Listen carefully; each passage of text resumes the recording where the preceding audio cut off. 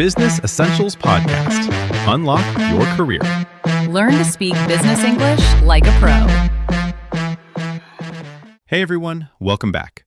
Today, we're diving into something that pretty much everyone struggles with, knowing when to escalate an issue to your boss. For those working on your business English at the B2 to C1 level, pay close attention to the phrases Sarah uses throughout this episode. So Sarah, let's jump right in. Why is this such a tricky thing for people? Well, it's fascinating because the data shows that 32% of workplace conflicts happen between management levels, and a lot of those could have been prevented if people had escalated earlier. Most people wait way too long. They're sitting on problems for weeks, sometimes months, and by the time they finally bring it to their manager, it's become a full-blown crisis. So they're basically letting small fires turn into infernos? Yes, and the reason is psychological. People think escalating means they've failed somehow. Like, I should be able to handle this myself. If I go to my boss, they'll think I'm incompetent. But that's completely backwards. Okay, so what's actually happening in someone's brain when they're avoiding escalation? It's a mix of things. First, there's loss aversion. People are more afraid of making the wrong call by escalating than they are of letting a problem fester. Second, there's this emotional component. When you're stressed, your amygdala is firing off and you're not thinking clearly about timing. So you're making decisions from a place of anxiety rather than logic? Right. And only 26% of leaders actively create psychological safety around escalation. That means most employees don't feel safe bringing problems up because they're worried about judgment or retaliation. Wait, only 26%? That's incredibly low. It is, and the cost is huge. Organizations with clear escalation processes resolve issues 37% faster. But without that safety and clarity, people hide problems until they explode. So give me an example of what getting this wrong actually looks like. Imagine you have a teammate, let's call her Lisa, who's been missing deadlines. The first time it happens, you think, maybe she's having a tough week. Second time, I'll give her space to figure it out. Third time, it's been a month, and now other team members are complaining because they're picking up the slack. You finally go to your manager, but now it's not just a performance issue. It's a team morale problem. So by waiting, you've actually made the problem bigger? Precisely. What could have been a simple coaching conversation in week 1 is now a formal performance improvement plan situation. And when you finally escalate, your manager says, "Why didn't you tell me about this sooner?" Ouch. Okay, so what should they do instead? After that first missed deadline, you have a conversation with Lisa within 48 hours. Ask genuinely curious questions. What's going on? Is there something blocking you? If you can help her solve it at your level, great. If not, you escalate early when it's still small. And that's better because... You're escalating at stage 1 or 2, where solutions are still collaborative. There's this model called Glasl's escalation framework that shows how conflicts progress through 9 stages. At stage 1, people still trust each other. By stage 5, trust is completely gone. By stage 9, it's pure destruction.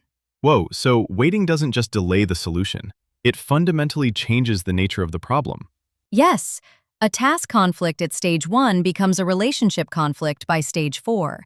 And relationship conflicts are exponentially harder to fix. So let's talk about another mistake I've seen, going behind someone's back. What's the deal with that? This is a huge one. Imagine you and a colleague, let's call him Mike, disagree about a technical approach. You think he's wrong, so you go directly to your manager and escalate without telling Mike. And Mike finds out? Mike always finds out, and now he feels blindsided and betrayed.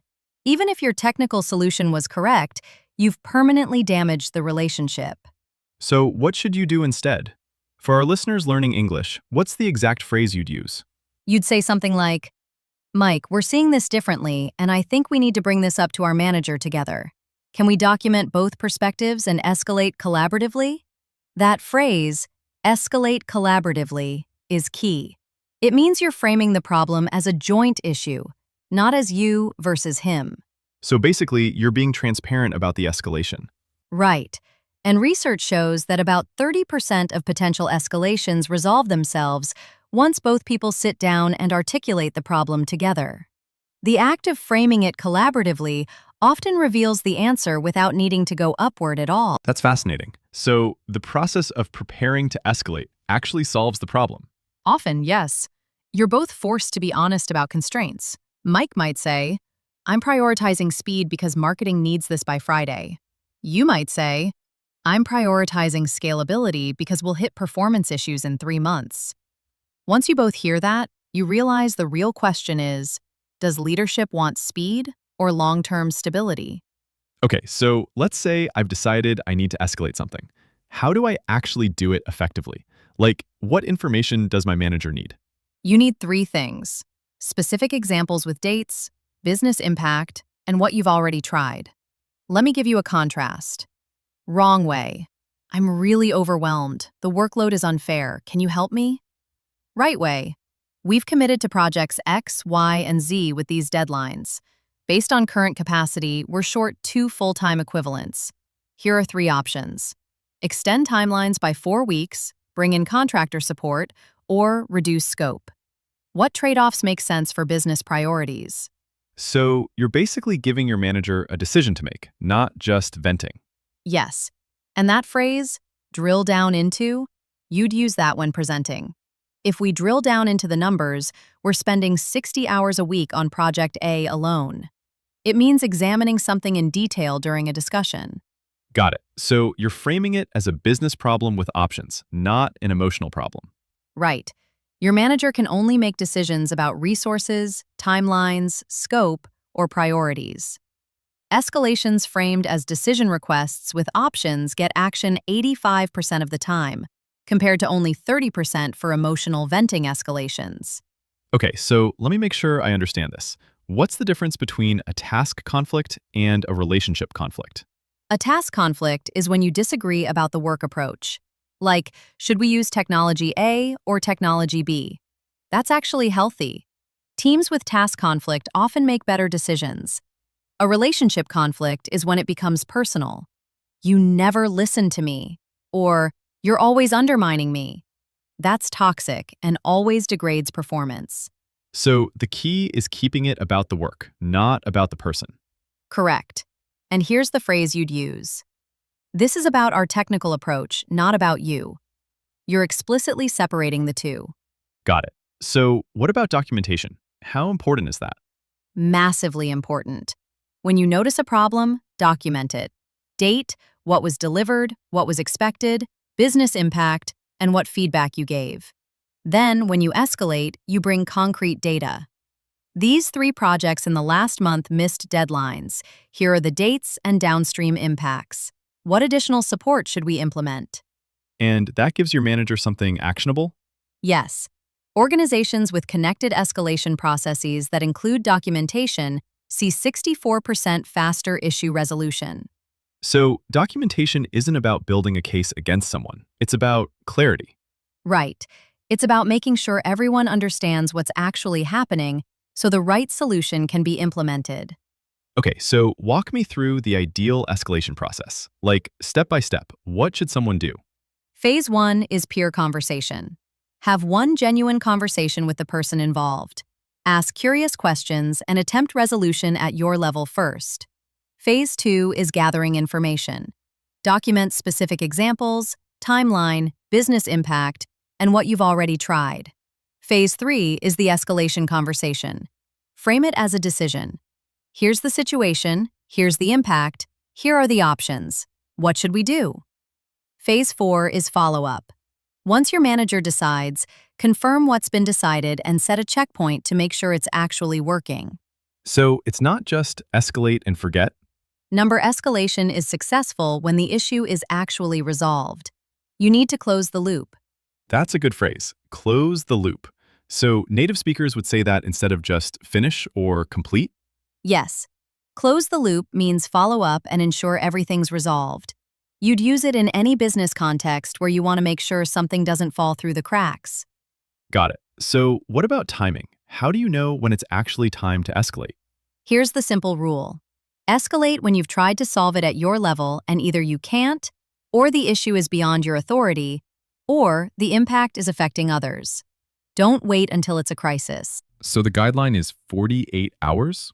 For performance or team issues, yes. If you notice something wrong, you have a conversation within 48 hours. If that conversation doesn't resolve it, you escalate immediately. And what about psychological safety? How does a manager create that environment where people feel comfortable escalating? Managers need to actively signal that escalation is safe and valued. That means saying things like, "I'm glad you brought this to me," instead of, "Why didn't you handle this yourself?" It means thanking people for surfacing problems early. So it's about how you respond when someone does escalate. Yes, if every time someone brings you a problem, you make them feel stupid for having it, they stop bringing problems. And then 6 months later, you're blindsided by a crisis they saw coming but didn't tell you about. That sounds like a leadership failure, not an employee failure. Absolutely.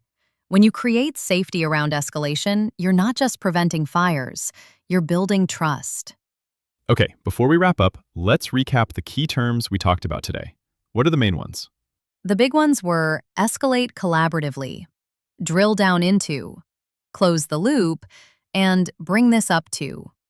Remember, escalate collaboratively means you're working with the other person to frame the problem together. Drill down into means examining something in detail.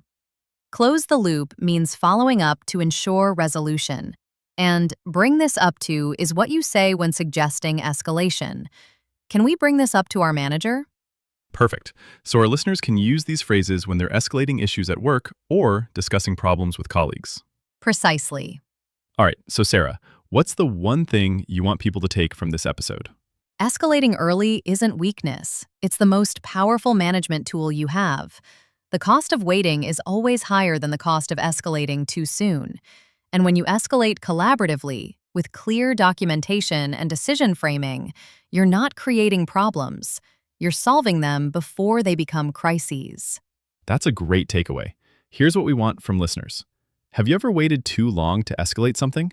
What happened? Let us know in the comments. And if you try the collaborative escalation approach, come back and tell us how it went. Sarah, working alongside you is always a pleasure. Your insight and enthusiasm make each episode not just engaging, but truly meaningful. I'm already looking forward to our next recording. And to our wonderful listeners, thank you for tuning in. Keep communicating with confidence and continue growing as the inspiring professionals you are.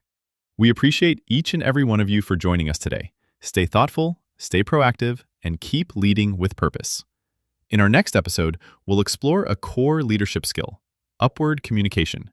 What do you do when your manager doesn't have the full picture, or when you need to share insights they might have missed? How can you raise concerns or challenge decisions respectfully and effectively? We'll walk through proven strategies to help you communicate upward with confidence and clarity. This is a must-listen for anyone looking to strengthen their professional influence. Business Essentials Podcast. Unlock your career. Learn to speak business English like a pro.